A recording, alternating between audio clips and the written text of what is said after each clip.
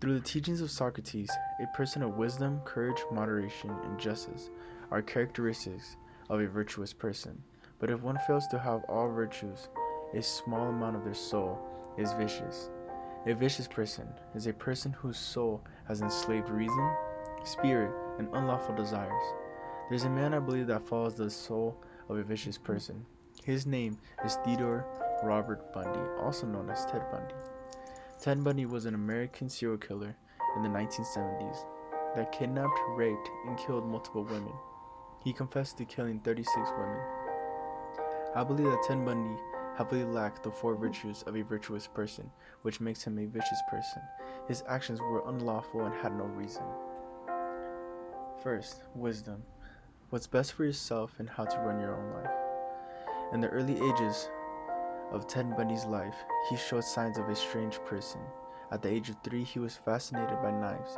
By the time he was just a teen, the darker side of his soul emerged. Years after, he became one of America's most wanted serial killers. This shows a lack of wisdom, because he didn't know what was best for himself, nor was he able to run his own life. He let his unlawful desires guide him. Second, courage. To protect and preserve your soul in the fear of temptation. When you think of a courageous person, you think of someone who is willing to do what's right, no matter the consequences that follow. In this case, Ted Bundy does the opposite. He does something that a vicious person would do, which is to take the life of an innocent and try to get away with it. Third, moderation, which is self-control.